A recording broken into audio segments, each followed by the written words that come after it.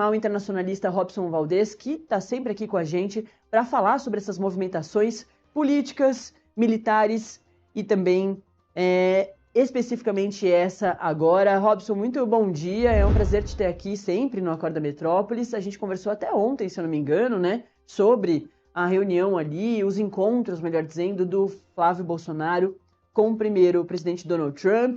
Muita gente ficou brincando até na internet que parecia um encontro mais de fã, mas no dia seguinte ele se reúne com J.D. Vance e com Marco Rubio. Marco Rubio, secretário de Estado dos Estados Unidos, é dali, da assinatura dele, que vem, por exemplo, uma ofensiva como essa do Departamento de Estado dos Estados Unidos, e agora isso se confirma. Já era uma expectativa, né, professor? O presidente Donald Trump já tinha falado sobre isso, não só ele, outras autoridades americanas, e agora se confirma, coincidentemente ou não, depois desse encontro do Flávio Bolsonaro, um pré-candidato à presidência da República, o opositor ao presidente Lula. Pois é, Natália, bom dia, prazer estar contigo, com a sua audiência. A questão que se coloca agora, primeiro, antes de tudo, a gente precisa entender que trata-se de uma parte, uma dimensão da política externa e da política norte-americana nesse segundo mandato do governo Trump, que ele se elegeu com essa base, né, do America First, em que você tem ali a questão do combate ao crime organizado transnacional que impacta a vida dos cidadãos americanos. Então, isso foi uma demanda das eleições do eleitorado norte-americano que votou no presidente Trump. A questão da segurança pública também nos Estados Unidos, que em algum grau de dimensão também passa por combater cartéis de crime internacional. A entrada de drogas nos Estados Unidos é um problema sério para os Estados Unidos. E, enfim, então, não há surpresa nenhuma em que, ao longo desse quase 2 anos de governo Trump, 1 ano e meio de governo Trump, o segundo mandato, essa medida vem entrar em vigor agora no dia 5 de junho, né, com esse decreto designando o PCC e o Comando Vermelho como organizações terroristas. O governo federal e Itamaraty já sabiam dessa possibilidade, né, e vinham trabalhando no sentido de postergar o máximo possível a efetivação de um decreto como esse que nós tomamos conhecimento ontem, tá? Então, isso é importante a gente salientar, que trata-se de uma decisão soberana do governo dos Estados Unidos a partir dos interesses da população e do próprio governo que foi eleito. E é muito importante lembrar também que os Estados Unidos, nessa dinâmica do America First, eles estão propensos e dispostos a utilizar todos os meios possíveis para fazer esses princípios do American First prevalecer, inclusive instrumentalizando todo o seu poder econômico, a sua economia robusta, o seu grande mercado de consumo relevante, no sentido de enquadrar países hostis, países parceiros, como é o caso do Brasil, país da União Europeia, e a viagem do Flávio Bolsonaro a Washington agora, e anteriormente também a articulação dos irmãos Bolsonaro, da família Bolsonaro, no sentido de também impulsionar a questão das tarifas, são elementos que deram na questão das tarifas e dão agora um maior dinamismo para a implementação de medidas contrárias, né, aos interesses brasileiros. Ou seja, há um esforço muito grande do governo federal e de outros governos em combater facções criminosas no Brasil, mas dentro de uma perspectiva da legislação brasileira. E, neste momento, agora o Brasil está totalmente vulnerável, né, à dinâmica doméstica dos Estados Unidos e à volatilidade dos governos norte-americanos em relação ao combate ao crime organizado transnacional e a forma como os Estados Unidos pretendem instrumentalizar os acordos de cooperação que já existem com o Brasil. O Brasil é um grande parceiro dos Estados Unidos em termos de cooperação na área do combate ao crime organizado internacional. E agora o governo brasileiro se vê numa posição fragilizada do ponto de vista político, porque vai ter que arrumar a casa para poder lidar com essa nova dimensão das relações Estados Unidos-Brasil. Eu acredito que é uma decisão que não tem retorno, não há mais como, muito difícil você reverter essa decisão, porque, como eu disse, é uma decisão soberana do governo norte-americano, é uma política, um ponto importante da política do governo Trump, e agora resta ao Brasil pensar em como lidar com essa nova dimensão, como esses instrumentos de cooperação internacional ao combate ao crime organizado serão impactados, como é que serão instrumentalizados daqui para frente, e será uma nova variável nessa relação Brasil-Estados Unidos, que não só esse governo, mas os próximos governos terão que lidar.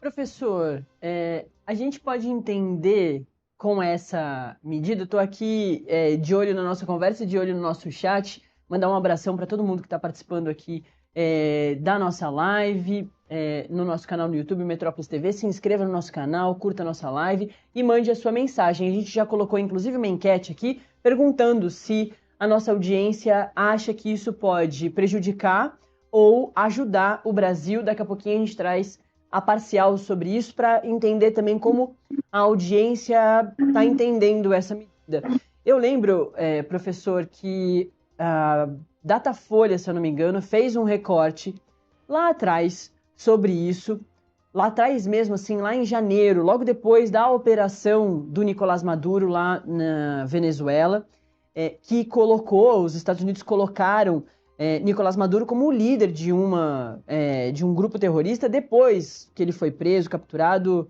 a coisa, inclusive, eles voltaram atrás sobre isso, disseram que aquele grupo terrorista nem existia, mas nessa época o Datafolha fez um recorte perguntando se o brasileiro concordava com isso, achava que os Estados Unidos tinham condição de ajudar outros países em ações como essa.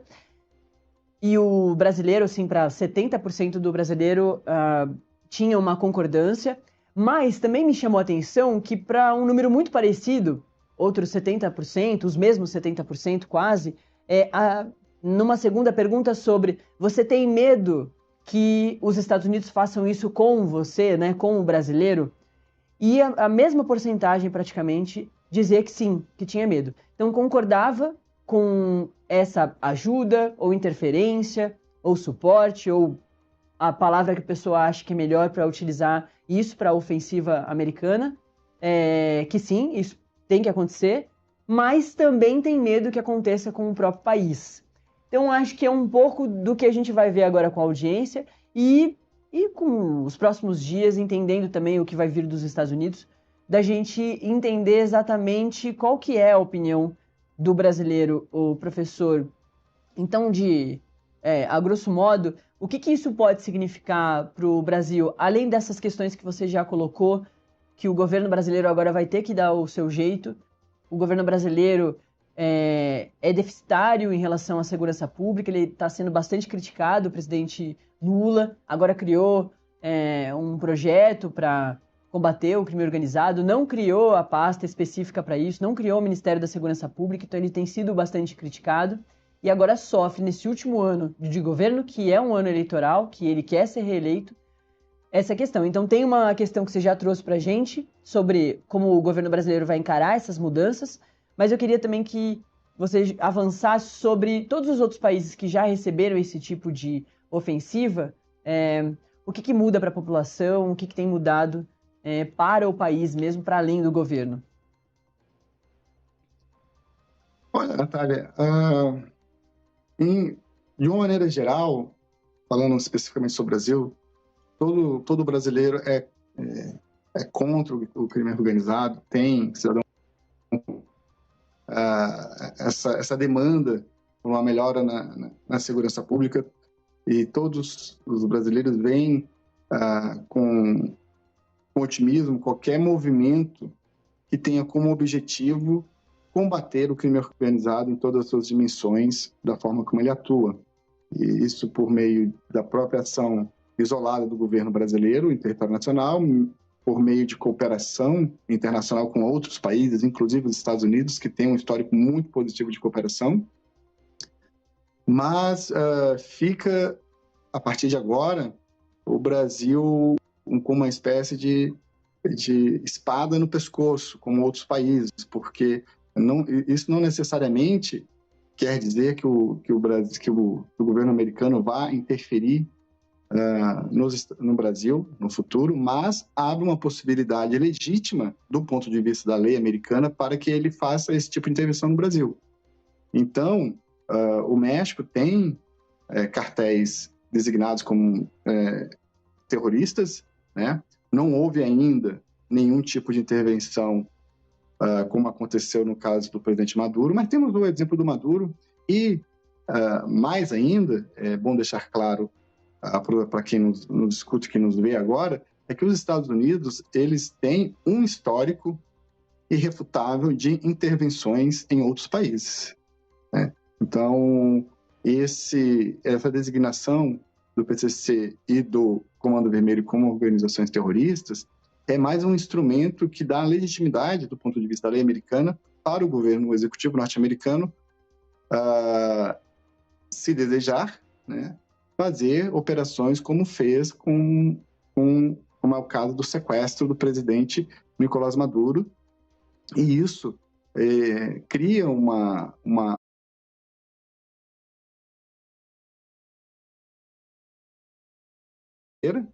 como os números da enquete que você mencionou coloca, porque nenhum cidadão em sã consciência, né, vai desejar que uma potência estrangeira, estamos falando dos Estados Unidos, a maior potência do planeta, de uma hora para outra decida interferir nas questões legítimas do governo federal, né, ou uma intervenção militar, ou sequestro de alguma autoridade, algum presidente, enfim, no caso do Brasil. Isso, hipoteticamente, o risco é baixo, mas existe. E a preocupação se dá pelo histórico dos Estados Unidos em instrumentalizar vários planos de intervenção em mundo afora. Então, acho que se perguntarmos para integrantes das Forças Armadas brasileiras, eu acho que estão todos muito preocupados com essa medida, ou seja, também as Forças Armadas vão ter que se lidar com essa nova variável nessa relação dos Estados Unidos.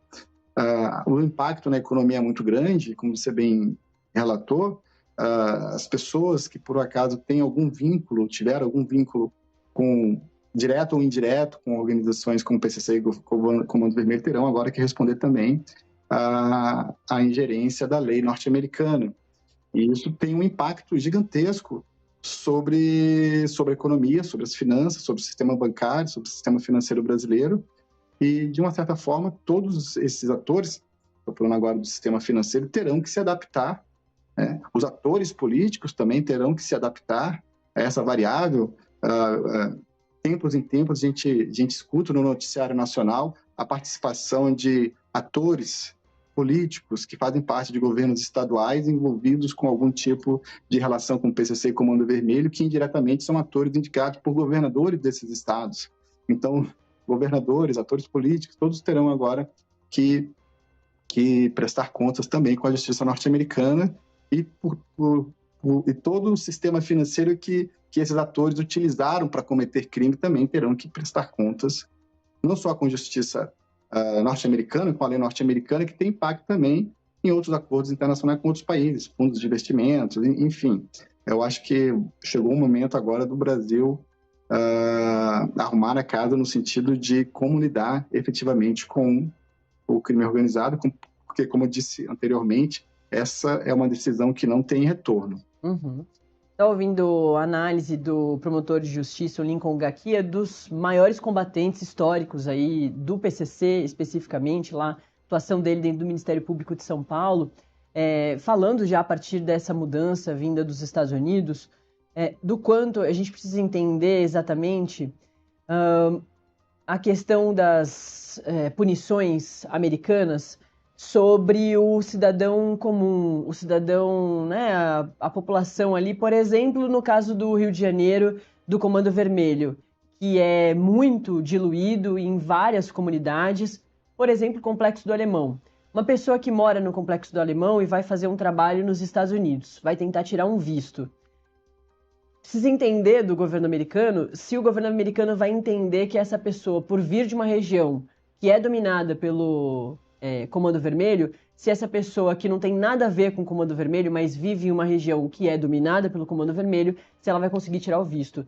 Muito provavelmente, pelo histórico que a gente vê da atuação americana nesses outros países que eles já fazem isso, muito provavelmente essa pessoa vai sofrer as consequências de morar em uma região em que é dominada pelo Comando Vermelho, e uma situação parecida com essa em São Paulo também pode acontecer. Alguém que mora muito próximo ali de uma região dominada pelo PCC pode sofrer punições e não ter nada a ver com o PCC, com o Comando Vermelho. Então são esses vários desdobramentos que também são importantes, né, professor, da gente colocar aqui para a população brasileira entender do que se trata. Até o próprio Lincoln Gakia já traz uma crítica sobre os governos brasileiros, dizendo que demoraram muito para olhar para a questão do PCC, do Comando Vermelho, e por isso mesmo também Estados Unidos, países como Estados Unidos, olham profundamente para essa questão em relação a outros países e também com o Brasil, que os governos vários demoraram muito para conseguir olhar essa situação e combater o crime organizado antes mesmo de outros países se interessarem pela questão. E sobre isso, tem muita mensagem aqui no nosso chat, professor. Tem aqui o Bruno Prats falando: o Bolsonaro ficou 4 anos no poder e não fez nada para combater essas facções. Na verdade, nenhum governo fez. Aceitar ou estimular a intervenção dos Estados Unidos é um tiro no pé. Então, o Bruno traz aqui uma crítica, ele foca ali no governo Bolsonaro, mas depois ele fala que os outros também não fizeram nada, mas que mesmo assim aceitar ou estimular a intervenção dos Estados Unidos é muito complicado, é um tiro no pé.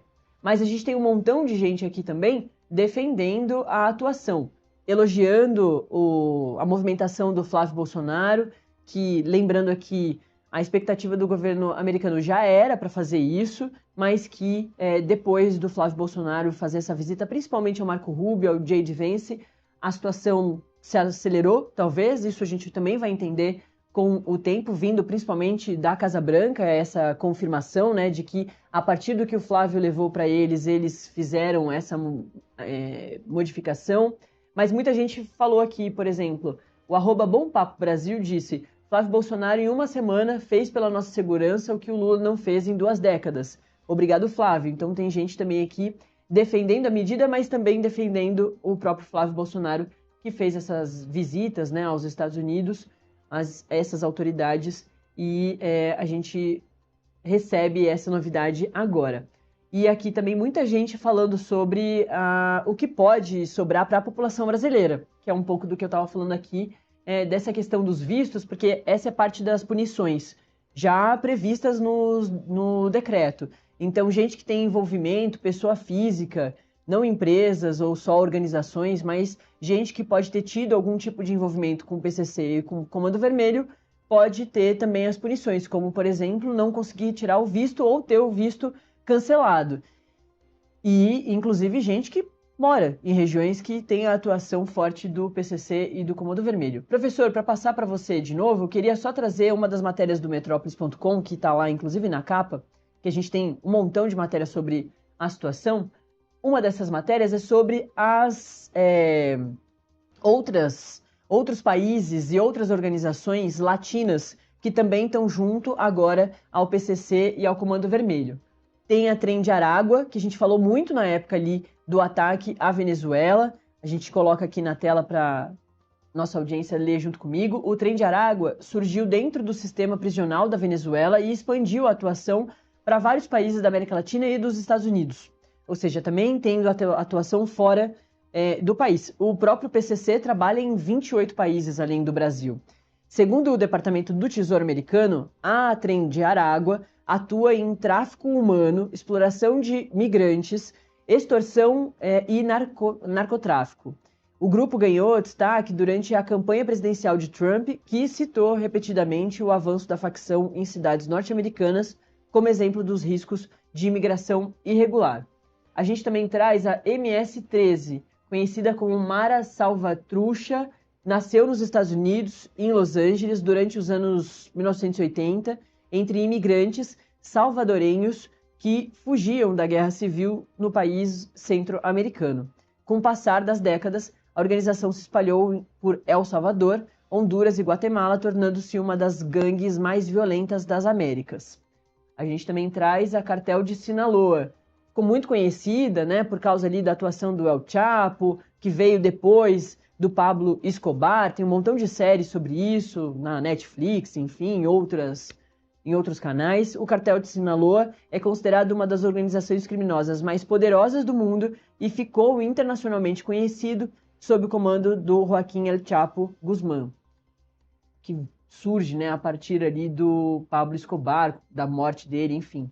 Aqui tem mais informações sobre o DEA, que é esse departamento do narcotráfico americano, mas que a partir do momento que o país é colocado ali, que grupos terroristas dos países são colocados dentro dessa ofensiva americana, não é mais a DEA que lida com essa situação, é o próprio governo americano, a polícia secreta dos Estados Unidos, enfim, a situação fica ainda maior. E ainda, professor, tem outros grupos aqui, como por exemplo o Cartel de Jalisco, o Nova Geração. Esse cartel, conhecido como CJNG, é apontado pelo DEA como uma das organizações criminosas mais violentas do México, e o grupo ganhou notoriedade pela capacidade militar e pelo uso de armamento pesado em confrontos contra forças de segurança mexicanas. Tem ainda mais informações, o Cartel do Golfo e o Cartel del Noreste, que também é isso, um cartel vindo do Golfo, uma atuação forte nos Estados Unidos, mas controlando territórios no norte do México. Tem La Nueva Familia, Michoacana e Carteles Unidos, mais cartéis latinos aqui que a gente coloca, vindos do México, e são esses os que a gente coloca nessa matéria, professor, de outras organizações criminosas que foram já colocadas como terroristas pelos Estados Unidos em outros momentos, e agora se juntam a elas o Comando Vermelho e o PCC. Tem um montão de especialistas já falando que esses dois grupos brasileiros não são parecidos com esses outros cartéis. Ao longo dos próximos dias é que a gente vai entender um pouco melhor também se tem mais similaridades do que diferenças, professor. Pois é, Natália, isso é algo que agora a gente vai se debruçar para ver essas similaridades, se existem ou não, mas o fato concreto é que agora a gente vai ter que lidar com essa situação irreversível. Eu digo irreversível porque não só por conta dela ter acontecido no governo Trump, mas eu acho muito difícil um outro governo, mesmo um governo democrata que possa vir a ser eleito, venha reverter esse tipo de decisão. Então, há vários posicionamentos dos Estados Unidos que foram, de uma certa forma, postergados, como, por exemplo, a mudança da embaixada dos Estados Unidos. Cartões que mais pontuam para o seu perfil. Começa agora, Santander Select. Os democratas sempre evitaram fazer esse tipo de movimento, mas quando o governo Trump assume lá em 2017, ele faz esse movimento, muda a embaixada dos Estados Unidos de Tel Aviv para Jerusalém, e depois no governo Biden não há essa reversão dessa medida. Isso é só um exemplo para mostrar que como algumas políticas e alguns pontos da política externa americana são mais complexos. Então, reverter esse posicionamento atual de designar o PCC, o Comando Vermelho, eu vejo como irreversível, tá? E, de novo, o governo federal e os próximos governos terão que lidar com essa nova variável da dimensão das relações internacionais Brasil e Estados Unidos, mas eu acredito que a diplomacia brasileira em todos os governos, do presidente Lula ou não, sempre tiveram condições de lidar com os Estados Unidos e tentar trabalhar da melhor forma possível os acordos de cooperação que já existem, saber como essa nova medida vai afetar esses acordos de cooperação. Acredita-se que essa medida possa dar maior celeridade nos trâmites, no que diz respeito a sancionar pessoas envolvidas com crime organizado no Brasil de forma transnacional, para que essas medidas elas aconteçam de forma mais célere. Isso é um dado positivo. Mas, de novo, o fato concreto que preocupa a todos é a capacidade dos Estados Unidos ter, a partir do ponto de vista da sociedade americana e do governo norte-americano, de interferir militarmente no Brasil, a partir de agora. Isso é uma possibilidade, ainda que o Brasil tenha, isso é importante a gente ressaltar, uma relação muito consolidada com os Estados Unidos. Os Estados Unidos possuem mais de 200 bilhões de dólares em estoques de investimento direto no Brasil. O maior estoque de investimento direto estrangeiro no Brasil são dos Estados Unidos, né?